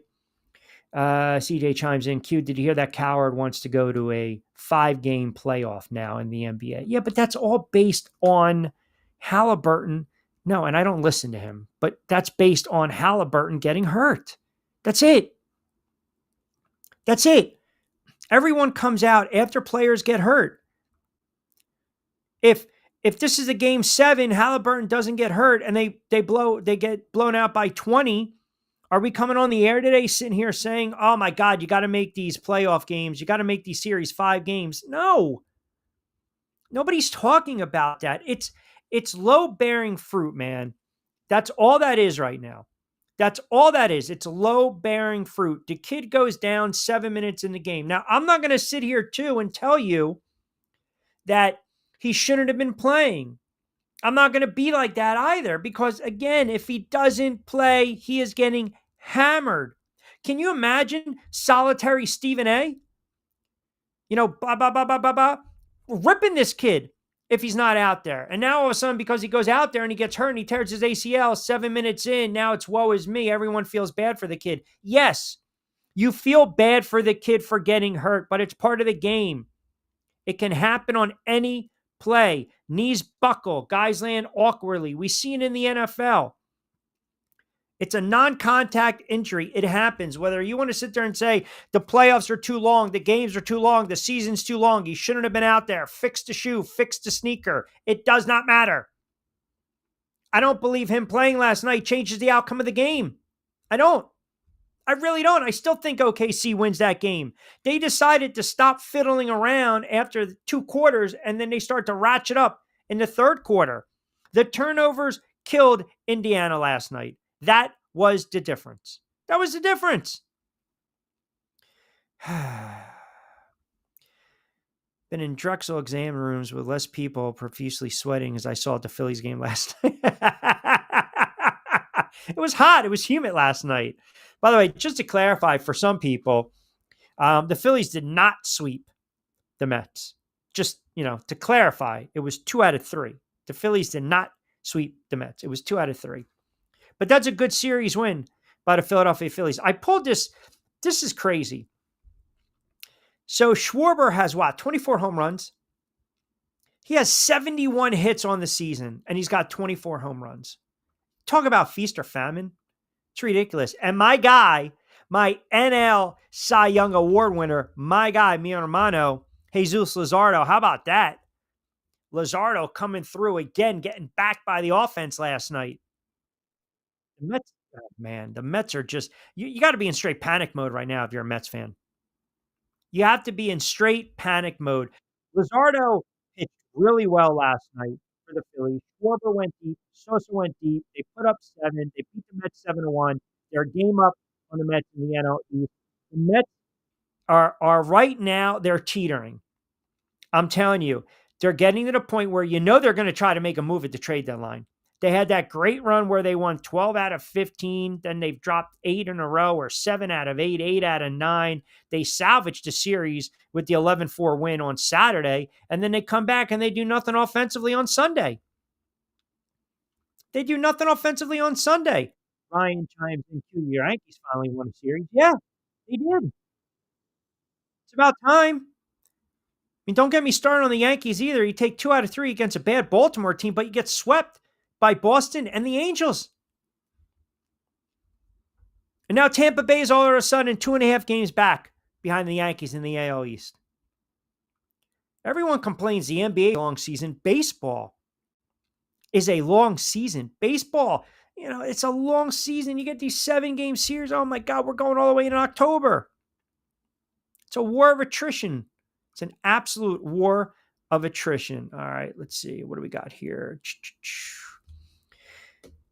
Take Flight 16 on X chimes in. Q, I know you're talking about those quarterbacks and the shuffling of the rosters with these veterans and these all-time greats. I think it's more out of necessity for some of these guys, a la Favre and Rodgers. They're trying to hang on to 1 or 2 more years. I'm not going to fully disagree, but I'm not fully going to agree, if that makes sense. Because the quarterback position in the NFL is different than, say, being a center in the NBA or a power forward in the NBA or the pitcher in baseball. The quarterback in the NFL, we're tagging all the wins with this guy, the wins and losses. That's how they're measured, right? Face of the franchise, recognizable cat walking down the street. They touch the ball the most, right? They're under center. So it's a scrutinized position, is it not? So when I was talking about Durant, when I brought up some of those other quarterbacks, guys, aging quarterbacks get released. They get cut. And if they feel they have a season or 2 left in them, what are they going to do? They're going to sign with whichever team decides to take a shot with them. So the examples that I gave you kind of harkens back to players that we believe were going to play with one franchise their entire career. And it's just in baseball and the NBA and hockey, it's different than the NFL. It really is. It's just, I told you, people forget Wayne Gretzky, St. Louis Blues. This is not the guys that I mentioned. Eric Dickerson is a Hall of Fame running back, but you look at Eric Dickerson, you still equate him as a Ram. You don't look at Eric Dickerson as an Indianapolis Colt or as an Atlanta Falcon. Emmitt Smith, all those years with the Dallas Cowboys, he's a Dallas Cowboy. He's a Cowboy. Yeah, cup of coffee with the Cardinals. The quarterback is different. Some of these guys, when the team believes they can no longer do it, they latch on for a couple more seasons, and hence they bounce around. Rodgers going to the Jets, Rodgers going to Pittsburgh, Favre going to the Jets, Favre going to Minnesota. It's just the nature of the sport. It's the nature of the position. For Durant to keep doing it like he does, for Durant to request these trades, for Durant to want out, for Durant to basically give up on franchises so quickly, that's exactly what he's doing. That tarnishes his legacy. It does. Because NBA, you don't want to eat these salaries. If Kevin Durant's playing football and the guy gets released or cut and he latches on, that's a different animal. But he's basically sitting there saying, I don't want to play with these guys anymore. I want out. I want out. I don't want to be part of this franchise. And to me, that hurts your legacy. It hurts your legacy. And I'm a realist. I understand the days of playing for one team in your career, the Larry Bird, the Magic Johnson, Isaiah Thomas, Kobe Bryant. We're kind of past Allen Iverson, bounced around a little bit. Did he not? But we're still going to equate him to a Sixer. Kevin Durant starts off, quote, Seattle OKC, and then I can't beat these guys. Let me jump to Golden State. Then it doesn't work out in Golden State. I want out of Golden State. Okay, here you go. Go to Brooklyn. It's not working out in Brooklyn. And it didn't when you think about it. That move to Brooklyn was a disaster. Like, that's a little blimp, a little radar, but it's a disaster. Because again, he had that breakout season, go back 2006, 7, 8, 9, 10, the finals in 2010, 11, 12. Listen, they were great player, man. You love Kevin Garnett. You love Kevin Garnett. Has that MVP season. You love him, you love him, you love him. And then you get the final season and then he jumps. He jumps. So OKC defeats the Spurs in 6. They go against Golden State that won 73 games. They're up 3-1. Despite going up 3-1, the Thunder lost in 7. And Durant was possessed. He was brilliant. 27 in game 7. They lost. So I can't beat them. Now what do I have to do? I'm going to join them. That is a front runner. It is a front runner. And again, let me win a ring. I get ticked off. Here we go. What does he do? I'm going to sign with Brooklyn. And he turns around, he signs with Brooklyn. And how did that work out? It didn't. It was a disaster. This guy signs a 4-year, $198 million extension with the Nets. And it just disastrous. I want to get traded. Okay, here we go. 2022. I request a trade because it's not going my way. Here we go. And that's who he is. Boston had that great defense. They swept him. They humbled him. It was the first time he got swept in his 14-year career at the time. And then what does he do? He wants to take his ball and go home. He wants to take his ball and go play in another sandlot. That's a front runner. So he wants out. So he gets out again. Now he wants out one more time. I mean, it's like, enough is enough. Eventually, you got to turn around and sit there and say, maybe it's you. It's like the whole Harden thing, right? Or Embiid, we're going to get you X, Y, and Z. Now, Embiid's played his entire career with the Sixers, but it's all about placating the player. Stop doing it. Bring in Simmons, doesn't work out. Bring in Harden, doesn't work out. Bring in George and Maxey, doesn't work out. Like, after a while, enough is enough, man. And it hurts their legacy. You look at them differently. I don't think This season in any sport is too long. Love October crossroads, but I do wish another sport went parallel with baseball from July through August. I think the baseball is a long season, right? And I'm a purist. Give me my 27 outs. I don't need to speed up the game. I want October baseball. But the NFL now, because we go into that 16, now that 17 week, then it was always the Super Bowl was in January. Now we're going to stretch the season to maybe 18 games. Super Bowl is going to be mid what? February? Then you're going to turn around. You got March and then the draft in April. Hockey, I don't have a problem with. And the NBA, I don't. I'm just this is the thought that I've heard on this Monday. Because a player goes down, all of a sudden we need to reinvent the wheel. We need to change the game. We need to change the scheduling. And I agree with you. It's just unfortunate. That's all. Katie moved to Brooklyn, also set that franchise back too. Nets might have been better off staying with the core, Russell, Allen, LeVert, and Atkinson. Yeah. They got, because they saw right away, they saw that this is a move they felt could take to put them over the hump. See, it's like the Aaron Rodgers to the Jets, right? Or Aaron Rodgers again to the Steelers. D chimes in, absolutely. This junction, he's a free agent, blank, blank, blank. That's Damon and AC chiming in.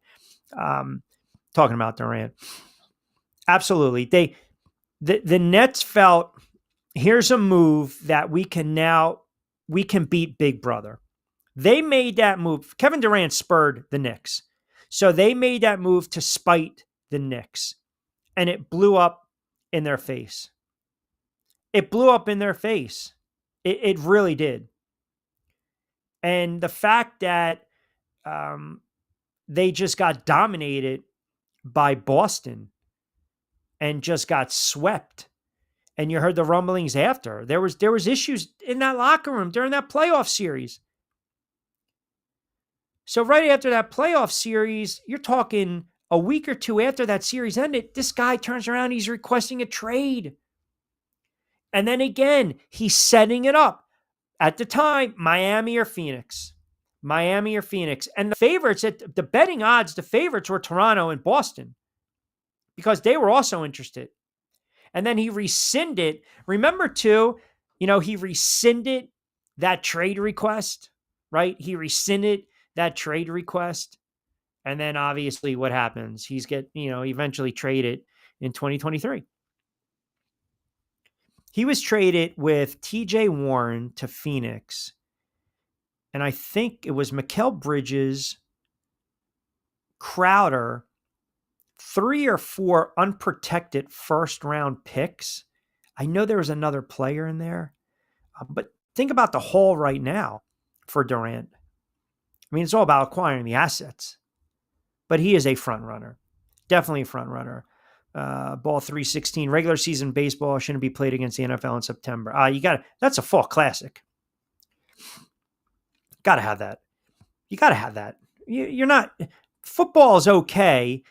They don't have a problem going up against the World Series or baseball. Trust me. They don't. They don't. Yeah, Cam Johnson. Yes. Good stuff, Jovan, my man. Pots and pans. Johnny on the spot there, Cam Johnson.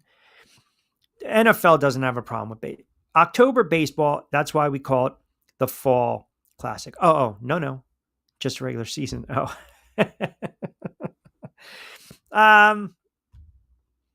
Yeah, I don't know. I don't mind the crossover. I don't mind where you get that Monday Night Football game and then you turn on and you've got, game 2, NLCS, ALCS. I don't mind that. I remember years ago when the Mets were in the World. I mean, this is very, very. The Giants are playing Washington on Monday Night Football, and the Mets are in Game 6, and they were doing updates during the game as well. I think baseball, October baseball, fall classic, perfect start of the NFL. NBA, we blink, and we're going to have the draft this week. And in another month or two, it'll be August, September, and then October season starts again. I feel as though maybe as we get older, time moves faster for us, right? And the days get shorter, the months and years get shorter, but it just, man, I'll tell you, it just, it, they're long seasons, but they're not. Phillies fans remember that. Phillies, a Winston Justice. So you're talking about that was the Sunday night game. O.C. Manure went off. That was Sunday Night Football against the Giants. Was that night? Was World Series playing that night? 07? Really? That Phillies. I remember that series. That's when they had the rain delay. That series was so goofy. That 2007, 2008 World Series. I call it 2008 World Series, I should say. It really was. That whole playoff was crazy too. It really was. Because if memory serves me correct, didn't the Phillies, who did they go through? I think it was Milwaukee. Didn't they rattle CC Sabathia? Because they beat the Dodgers in 5 games. That was the Stairs home run. I remember that. Oh, 07. That's when they got swept. 07 is what, didn't they get swept by Colorado? Kaz Matsui. Remember that guy? Remember that cat? Didn't they get swept? Didn't he have a grand slam in one game? I remember that. That Rockies team was sick, by the way. They won like 93, 94 games. They were flat out sick. Right? They had Helton, Matsui. Wasn't it Kaz Matsui? Didn't they have Tuwawinski, right? Holiday. That team was sick. I remember he had like a grand slam in one of those games. Game 3 was Sunday of the Winston Justice game. There you go. Ooh, that is a bad, ooh, my goodness. Ooh. That's a bad day for Phillies fans, man. That is not good at all. And by the way, that game, that Giant Eagles game, that was low scoring. That was a 16-3 game. That was an ugly, I love the game. Giants not only won on the money line, obviously, Eagles were 2.5 point favorite in that game. But that was an ugly, ugly game, man. McNabb got sacked 12 times in that game.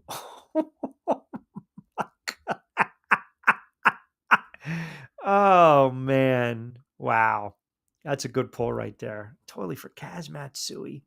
Totally forgot about that. 5:47. Quick timeout. We'll close it up on the other side. We got the Q-Fecta. And yes, I will throw in a WNBA play because we've been on fire when it comes to the WNBA. Quick timeout. We'll take you up to 6.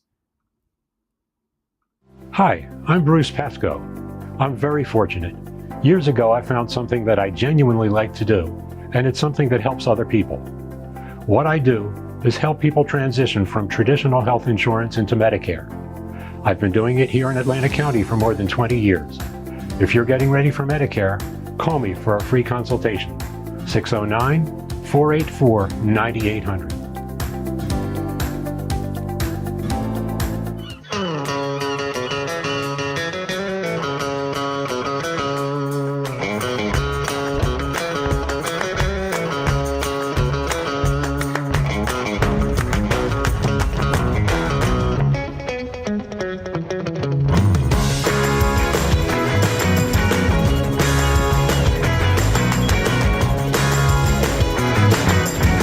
This is what the Down Beach Seafood Fest is all about. It's about community, it's about friends, it's about culture, right? The food culture in Atlantic County is rich.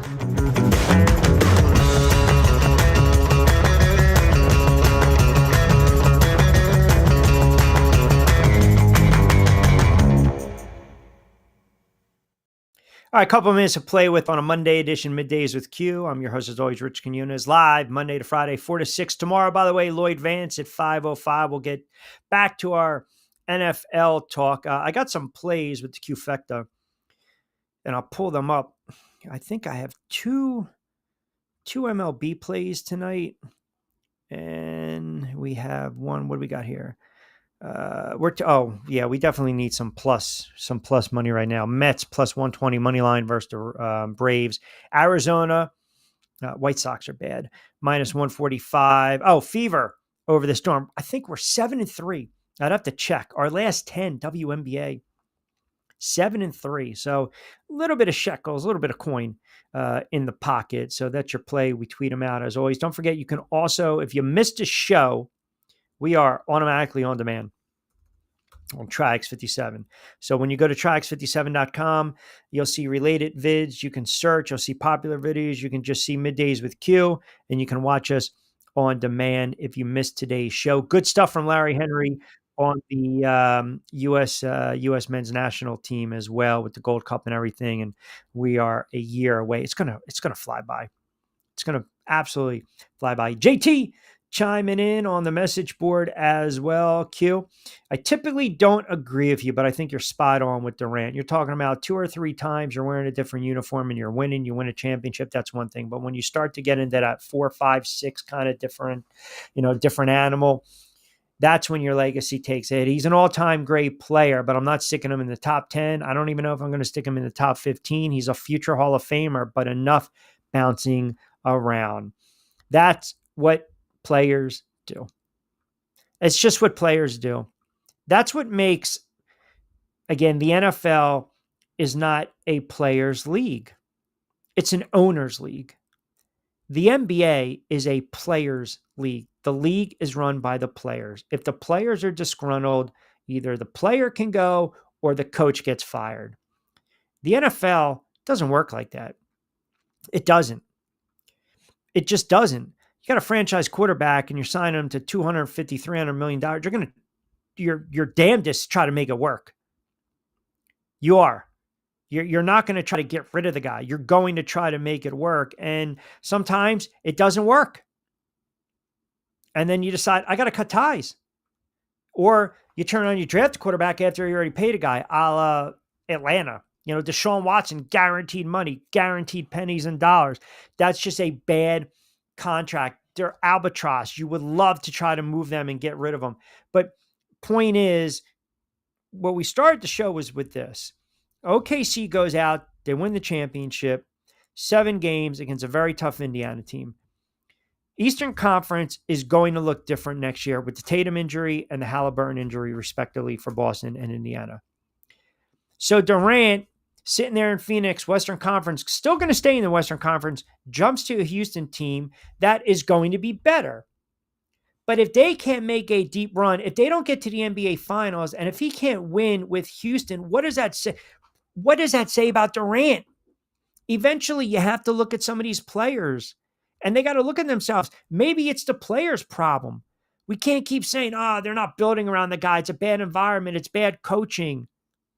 It's a bad team. Look, if you're an all-time great, then you got to carry teams. There's a difference between being a journeyman like a Fitzpatrick or, a Josh McCown, right? But Shaq, again, Orlando, LA, Miami, and then, Phoenix, Cleveland, Boston.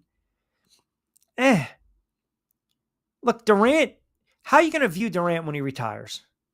How are you going to view him?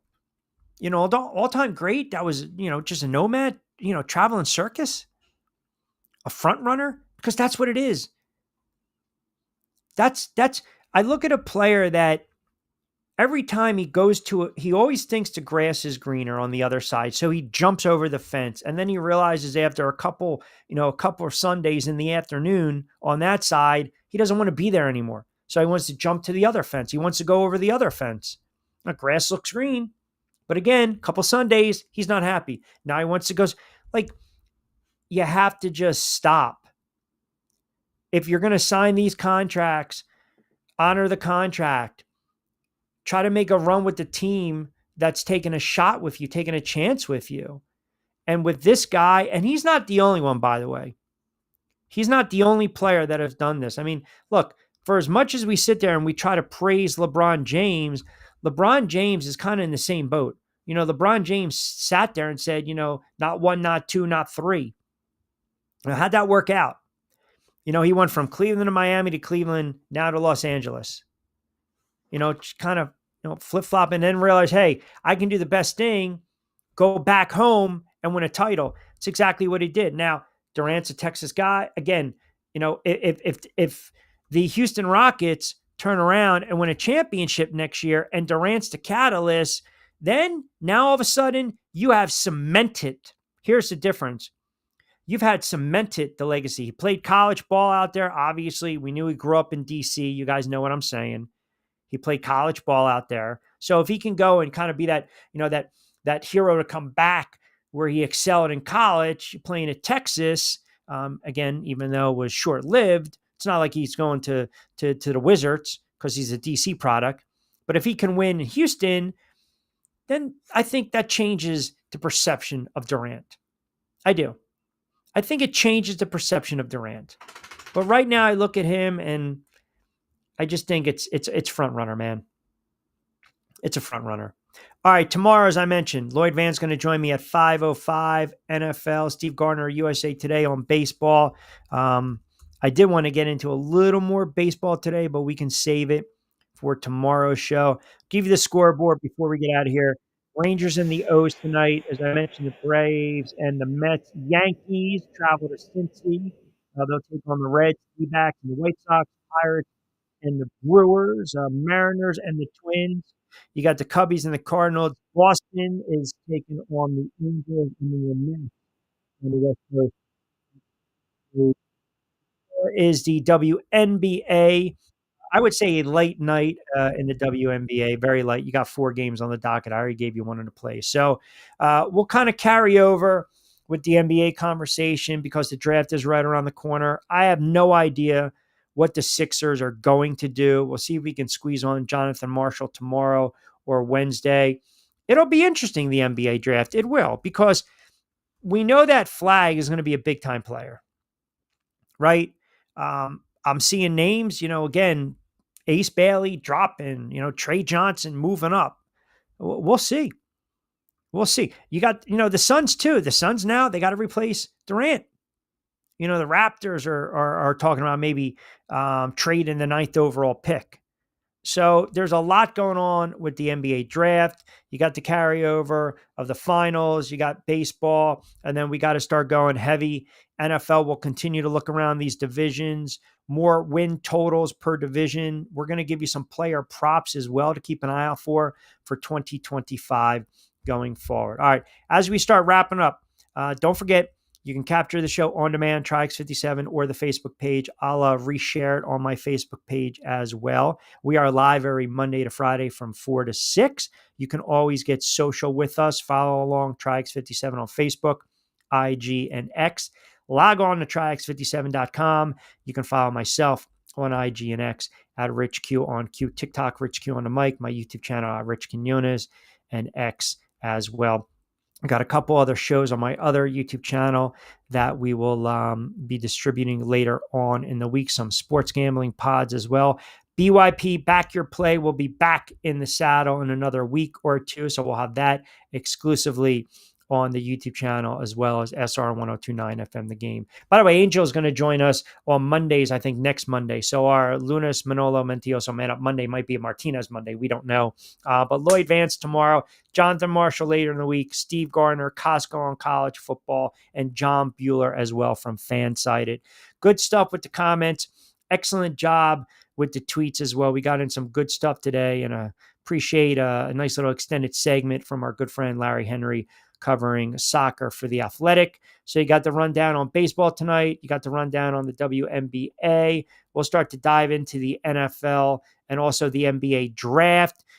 We also have the MLB trade deadline, which is right around the corner. So we've got a couple of thoughts. Yankees, Phillies, Mets. I believe these teams are going to be very, very active. So we'll definitely break that down for you guys as well. Let me squeeze in one or two more comments. Matty G in Wilmington chiming in. Great show as always, Q. Always appreciate a little hoops talk. Can't wait for NFL talk later on in the week. Have a great Monday. Matty, appreciate that. Sarge, one more time before we get out of here. Q, your obsession with Durant is making me laugh out loud. Excellent show as always. Definitely a front runner. Have a good one, brother. Sarge, I appreciate that. All right. We will start To wrap it up, as I mentioned, good stuff from Larry Henry. Keep us locked in TriX57. Like them on Facebook, comment, and share. As always, have a good Sports Monday. I need you guys to be safe. I need you to be sound. We will be back in the saddle mañana on a Tuesday from 4 to 6. As always, I'm Rich Quiñones. Be safe, be sound. Hasta luego, buen día.